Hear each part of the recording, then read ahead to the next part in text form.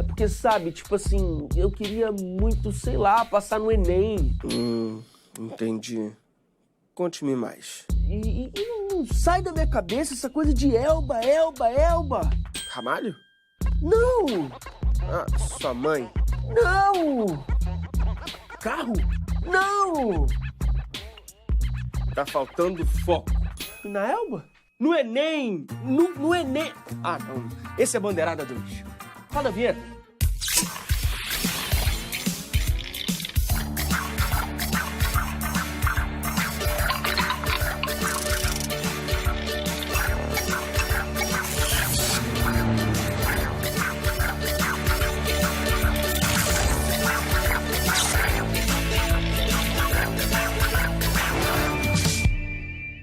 Hora do Enem na ponta da língua. Portuguesa. Ele é cadeirante, se formou em jornalismo na Universidade Federal do Mato Grosso do Sul, fez uma carreira espetacular e acaba de lançar um livro em que fala sobre a sua própria vida. Jairo Marques, daqui a pouco. Agora a gente vai entrar no clima do Enem. Eita, que isso? Calma, gente. O que o pessoal de casa vai pensar? Não é mesmo, professora Milena Campos? Ai! Isso mesmo, Andy. Seja bem-vinda. Obrigada. Falei certo? Falou certinho. Professora, começando do começo. Na língua portuguesa, tanto se fala da linguagem formal e informal. Por quê? No Enem, isso tem uma especificidade, isso tem uma particularidade. O Enem não está tão preocupado em apenas observar se o aluno reconhece os mecanismos gramaticais, formais, da norma padrão da língua. Ele está preocupado de perceber se o aluno sabe fazer uma leitura de mundo. E essa leitura de mundo, ela abarca todos os processos culturais possíveis na sociedade e no mundo também. E a língua, ela tem variações, né? E essas variações, elas muitas vezes refletem esses processos culturais. A linguagem formal, ela é aquela linguagem que faz parte, por exemplo, das leis, faz parte dos artigos científicos, dos manuais técnicos, ela tem que ter uma precisão, ela preza por uma objetividade. Mas a linguagem informal, ela faz parte do nosso cotidiano, nós usamos em muitas situações, praticamente em todas do nosso dia a dia. Então, vamos ver uma questão sobre isso? Vamos agora. É com você, professora. Dar-lhe-ei uma breve explanação acerca de níveis de linguagem. Assunto deveras importante. Ficou estranho, né? Sabem por quê? Porque a linguagem utilizada foi inadequada ao contexto.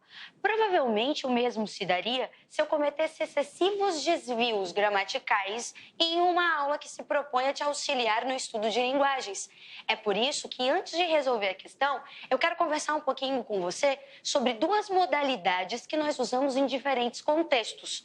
A primeira é a linguagem culta ou formal, aquela que preza pelas normas gramaticais, pelo vocabulário rico, pelas sentenças mais elaboradas. Normalmente é a que a gente usa nos livros didáticos, jornais, etc. Inclusive, é a que você vai utilizar na sua prova de redação, uma vez que vai construir um texto dissertativo argumentativo. A segunda é a linguagem informal ou coloquial, aquela que nós usamos no bate-papo, descontraído, com amigos, familiares, etc. Ela é informal, ela aceita gírias, termos regionais, etc. Assim sabendo, agora podemos então resolver a questão. Até quando? Não adianta olhar para o céu com muita fé e pouca luta. Levanta aí que você tem muito protesto para fazer. E muita greve você deve, pode crer. Não adianta olhar para o chão, virar a cara para não ver. Se liga aí que te botaram numa cruz e só porque Jesus sofreu não quer dizer que você tenha que sofrer. Vamos ao enunciado da questão? As escolhas linguísticas feitas pelo autor conferem ao texto. Letra A. Caráter atual pelo uso de linguagem própria da internet. Observem, caráter atual até A. Porém, ele não se dá pelo uso de linguagem própria da internet, uma vez que não há neologismos, ou seja, novas palavras criadas pelos usuários da rede. Portanto, letra A está errada. B.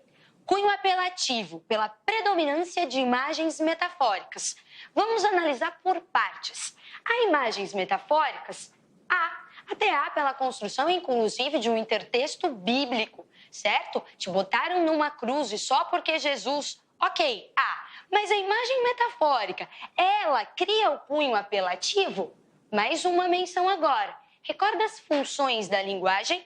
especificamente a função apelativa ou conativa, que é aquela que o foco da comunicação é o receptor. Pois bem, até há aqui um cunho apelativo, mas não é pela predominância de imagens metafóricas, e sim pelo processo de interlocução, uma vez que fala com esse receptor, que você pode, você deve. Lembra sempre, é apelar, é trazer, é convencer o receptor. Portanto, cunho apelativo há, mas não se dá pela presença de imagens metafóricas. Sendo assim, letra B está errada. Vamos a C. Tom de diálogo, pela recorrência de gírias. Há um tom de diálogo? Sim, mas isso se dá pela recorrência de gírias? Primeiro analisemos recorrência. Recorrência quer dizer repetição. A repetição exaustiva de gírias? Nem há.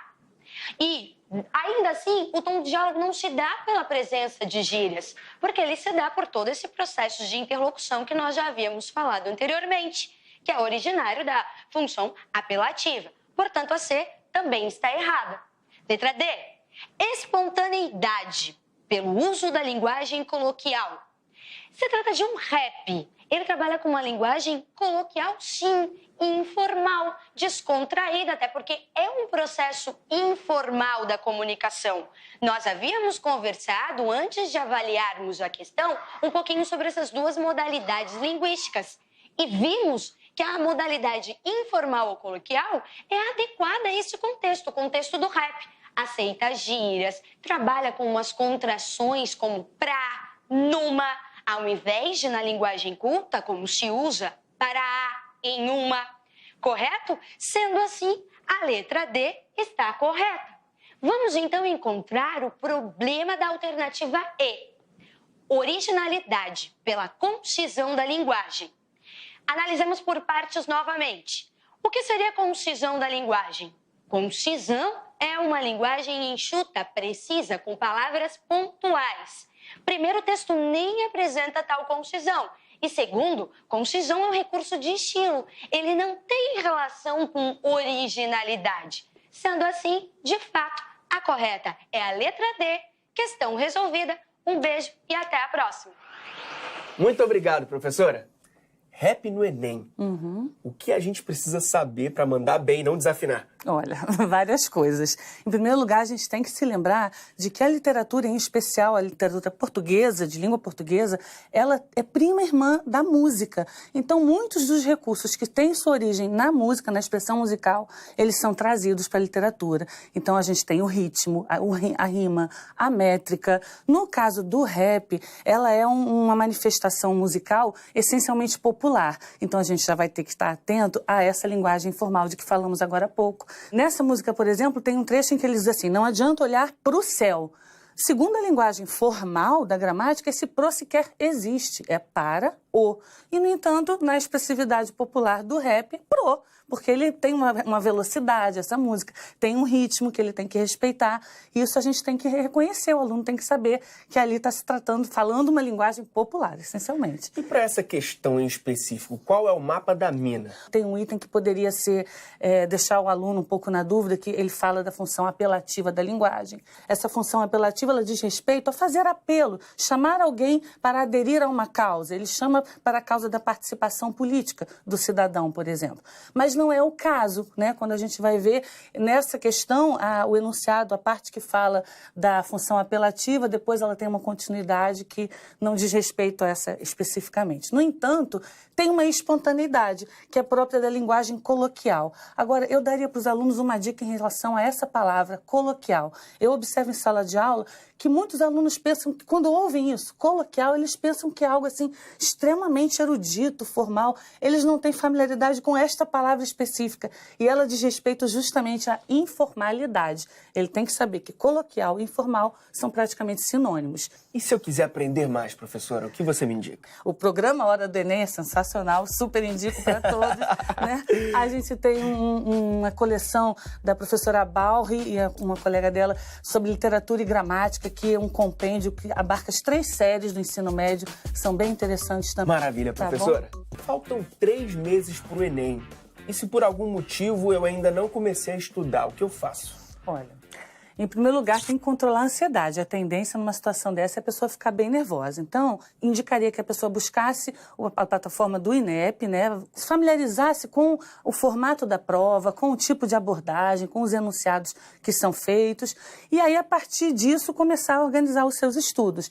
No caso da língua portuguesa, é fundamental que o aluno reconheça o valor semântico dos elementos que fazem a conexão entre as partes de um texto. E em literatura, já é muito importante que ele preze pela questão da identidade nacional, que está presente em dois estilos de época, o romantismo e o modernismo. E a gente tem que saber identificar e lidar com isso. Então vamos ver outra questão? Vamos. Professora, é com você. Olá, galera. Eu sou a professora Mara, de Língua Portuguesa, do Pro Universidade, e hoje nós vamos resolver uma questão do Enem.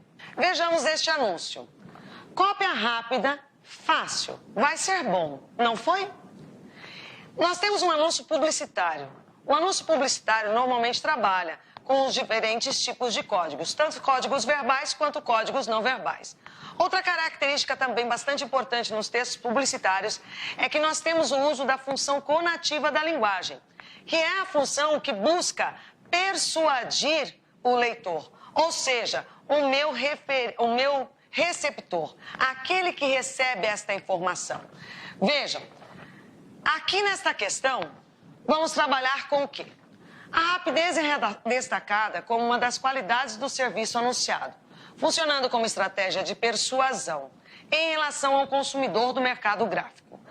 O recurso da linguagem verbal que contribui para esse destaque é o emprego. Bom, nós temos aqui as alternativas, mas lembrando que nós temos que levar em consideração a palavra persuasão. Persuasão subentende convencer o outro. Outro fator importante é que aqui eles estão cobrando a linguagem verbal e não a linguagem não verbal. Vejamos as alternativas. Letra A, do termo fácil, do início do anúncio, com foco no processo. Letra B, de adjetivos que valorizam a nitidez da impressão. Letra C, das formas verbais no futuro e no pretérito em sequência. Letra D, da expressão intensificadora, menos do que associada à qualidade. E da locução do mundo associada a melhor, que quantifica a ação. Vamos voltar aqui então para a imagem para dar uma analisada. A resposta está aqui. Cópia rápida, fácil, vai ser bom, não foi? Veja que aqui também nós temos essa imagem que demonstra que foi extremamente rápido. No primeiro momento, você olha para esse anúncio e fala, mas não aparece ali o futuro. E realmente a resposta está lá na letra C, que fala sobre os tempos verbais. Nesta situação, vai ser é uma locução verbal. Nós poderíamos substituir o vai ser por será. E o futuro do indicativo aqui expressa uma ação que ainda não aconteceu, mas se espera que ela aconteça.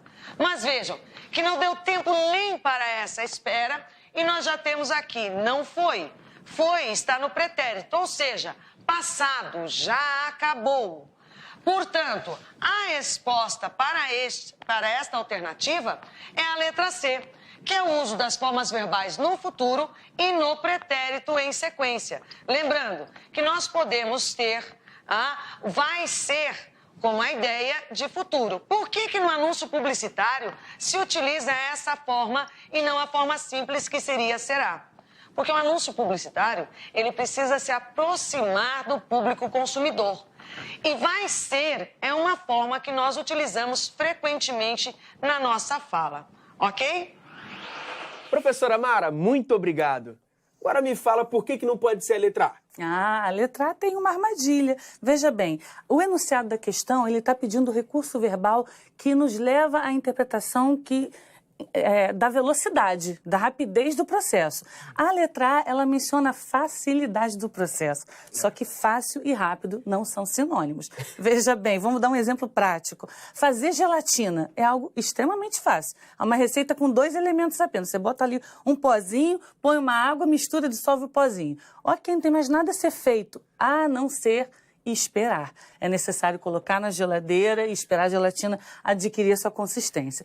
Professora, explica pra gente o que é locução verbal. A gente tem uma associação de dois verbos, né, significando apenas um, em que um deles é o principal, o outro é auxiliar. Sendo que, vamos pegar um exemplo aí, eu vou sair amanhã cedo. Vou sair. O sair é o verbo principal, tanto que eu posso substituir essa expressão toda por sairei. E, no entanto, esse sair, ele fica numa forma fixa, independente da pessoa, do discurso que esteja fazendo essa expressão. Então, se for eu, a primeira pessoa do discurso, eu vou. Se for tu, tu vais. Se for ele vai. Nós vamos e assim por diante. E agora, o sair fica sempre na sua forma fixa. Sendo que este verbo principal não necessariamente estará no infinitivo. São 3 as formas nominais. Esse é um outro assunto que o aluno tem que reconhecer. O particípio, o infinitivo e o gerúndio. E o que mais o aluno precisa dominar para acertar essa questão? E eu já quero saber também onde eu posso encontrar mais material para estudar. O texto publicitário ele tem uma forte função apelativa. O aluno tem que conhecer um pouquinho da teoria da comunicação, em que a gente reconhece quando o texto tem uma função emotiva, né, quando uma função poética. Isso ele tem que estudar, isso é bem comum nos processos de seleção e no Enem não é diferente. Eu gosto muito da gramática do Bechara, que é adotada por todos, tem muito exercício. O livro da Bauer, de literatura e de gramática. Na internet existem vários sites de estudo onde ele pode fazer simulados, ele pode assistir videoaulas em qualquer tempo, na hora que ele puder, em qualquer lugar. Em 2016, aqui no Brasil, a gente comemora o centenário do primeiro registro fonográfico do samba. Esse é um assunto que pode ser cobrado na prova de língua portuguesa? Meu querido, olha só, como a gente já conversou, no caso do Enem, o que é contemplado? A manifestação da identidade nacional, né? As manifestações populares relacionadas muitas vezes à música, no caso da literatura. Então, o samba, ele abarca tudo isso. Eu acho muito provável que isso apareça, sim, porque a gente tem a manifestação da língua popular, a gente tem toda uma história, todo um contexto histórico, político, social, que os sambistas enfrentaram, vivenciaram para chegarem onde estão agora, para ter essa importância. E os brasileiros se identificam de maneira muito impactante, né, com o samba, com essa festa que o Carnaval apresenta e que a gente vivencia em tantas outras épocas do ano. Eu acho bastante provável, sim. Eu vi que você trouxe um livro, tem a ver com isso tudo? Sim, é verdade, de certa maneira tem. Esse meu livro aqui, acabei de lançar, Deuses que Dançam e Conclamam a Revolução. Então eu trato aqui desse livro, no caso do Haiti, da dança e como uma linguagem que permitiu aos haitianos se juntarem e fazerem a sua revolução. Só que visto por uma ótica feminina e feminista.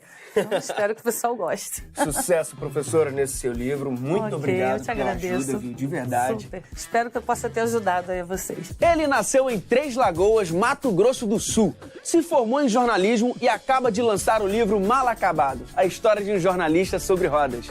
Jairo Marques, seja bem-vindo. Como vai? Tudo bem? Prazer estar aqui. Me diz, por que estudar língua portuguesa? Sabe que eu vim de uma cidade muito pequena, no interior de Mato Grosso do Sul, chamada Três Lagoas, e depois fui morar em Campo Grande, que era a capital, quando eu fui fazer faculdade. E para me manter na faculdade, minha família era muito humilde, eu fui dar aulas de cursinho de língua portuguesa e de redação. Acho que a língua portuguesa, além de uma série de regras gramaticais, né, de uma série de próclises, ênclises e mesóclises, é um instrumento valioso para qualquer pessoa aperfeiçoar a sua própria vida. Quando você tem um bom domínio da língua, para usar uma palavra da moda, né, você se empodera, você se comunica melhor. E quando você tem um bom domínio da língua portuguesa, se você pensar no nosso universo do Enem, né, você consegue desenvolver todas as outras questões com clareza. Você consegue escrever com mais clareza, você consegue se expressar com mais clareza. Isso abre uma porção de portas. Acho que a língua portuguesa é realmente fundamental. E para quem não se identifica muito com a língua portuguesa, tem alguma sugestão? Eu acho que toda a área do conhecimento é impossível você odiar de cabo a rabo, né, cara? Acho que mesmo, sei lá, para eu que sou da área de humanas, sei lá, se eu pegar física ou se eu pegar biologia, até que eu acho que eu gosto bastante, mas vai ter um aspecto naquela ciência que você vai gostar mais. Eu acho que buscar na língua portuguesa algo que você vai ter identificação, ou, sei lá, se apaixonar pela literatura, né, que é uma sub-área da língua portuguesa, pode te abrir portas para que você olhe com olhos mais carinhosos para a nossa língua, né? No que o jovem tem que ficar ligado quando vai escolher a faculdade? Eu acho que tem uma voz interior, sabe? Eu acredito que essa voz, ela tá sempre ligando um alerta dentro da sua cabeça. Eu acho que ouvir essa voz interior é fundamental para que você enfrente aí supostas frustrações ou possíveis frustrações no caminho. E você acha que os jovens hoje em dia, eles estão com muitas expectativas no mercado, querendo chegar rapidamente aos postos de comando? Percebo isso muito claramente porque eu trabalho no jornal que muitos jovens estão sempre entrando e as pessoas já acham que vão entrar no mercado de trabalho ganhando uma baita grana, né?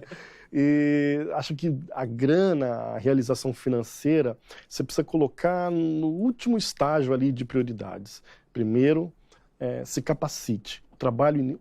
O início de uma vida laboral é se capacitar mais ainda. Olha aí. Agora eu quero saber sobre o livro. É o seu primeiro? Meu primeiro livro. Estou lançando aí o Mal Acabado, cara. Mal Acabado. Mal Acabado é uma provocação, Mal Acabado é uma brincadeira, Mal Acabado é uma tomada de reflexão. Então, eu fiz uma série de relatos sobre o que é viver sobre uma cadeira de rodas, nas mais diversas fases da vida, na infância e tudo mais. Mas acho que a grande pegada do livro é que eu coloquei perguntas ao leitor. Onde é que você estava me olhando ao longo da minha vida? Você me olhou com compaixão? Você me olhou como um amigo? Você me olhou como... E isso é natural, não é? Todo mundo observa o diferente. Mas, às vezes, esse olhar para o diferente pode levar a consequências para o bem ou para o mal. A gente teve até um tema aqui no programa de redação que a gente falou sobre mobilidade urbana. Como é a questão da mobilidade urbana para você? Puxa, amigo, a mobilidade urbana eu costumo chamar de cesta básica da pessoa com deficiência. Infelizmente, a gente ainda tem o desafio de sair de casa. A pessoa com deficiência precisa encarar a calçada quebrada. A pessoa com deficiência precisa encarar, no fim da rua, a falta de rampa. A gente nem está falando ainda muito de pegar o bumba, a gente está atrasado demais nisso. E, como eu disse, é a cesta básica. E não só para o cadeirante, para o cego, né? Para a mãe que leva o carrinho de bebê, uma boa calçada, que é o início da mobilidade urbana, para mim é fundamental. E para quem vive na cadeira de rodas e está deprimido, você tem algum recado? Viver numa cadeira de rodas realmente é um desafiador, mas a gente precisa enfrentar, cara. A gente vai ter que fazer um esforço, a gente vai ter que dar a cara para bater um pouco mais, vamos ter que se mostrar um pouco mais. Para quê? Para que a sociedade nos reconheça mais, para que a gente ocupe os nossos espaços. A gente tem está vivendo um momento que as diferenças estão se empoderando, usando uma palavra da moda. E a pessoa com deficiência, embora hoje a tecnologia dê uma assistência muito grande, as pessoas vivem nos grupos, né, nas redes sociais, e isso ajudou muito a pessoa com deficiência que tem dificuldade de sair de casa, o lá fora é fundamental. Exercer a cidadania é fundamental. Jairo, em que momento você ouviu o seu chamado? Em que momento que você percebeu que você ia ser um jornalista? Cara, essa pergunta é bacana. Me remete a uma lembrança que... me desculpe um pouco a vaidade dessa lembrança, mas que para mim foi um momento que acendeu a luz. Eu tinha um professor de redação e que ele pediu um texto sobre amigos. E, enfim, até então eu já estava na cabeça com essa história de jornalismo, mas e gostava muito de escrever e tudo mais, e fiz a tal da redação sobre amigos. E quando ele me devolveu a redação, ele escreveu uma frase que nunca saiu da minha cabeça. Ele escreveu assim: Jairo, esse texto está brilhante, como você. Cara, eu falei, puxa, eu preciso escrever mais, eu preciso ser jornalista. Acho que aquilo foi o empurrão final que eu precisava. Muito obrigado pelo bate-papo, sucesso com o livro. Obrigadão. De verdade, viu? Foi um prazer ter você aqui. O prazer foi meu. Dedique um final de semana, algumas horinhas para ler Vidas Secas. Acho que vocês vão curtir bastante. É um livro que trata de uma realidade brasileira que infelizmente ainda existe. É um livro que vai te ensinar bastante do que é a descrição, o que é a observação, do que é a vida humana, enfim, uma série de valores, e cai bastante no vestibular, cai bastante no Enem. Vidas Secas, fica a dica.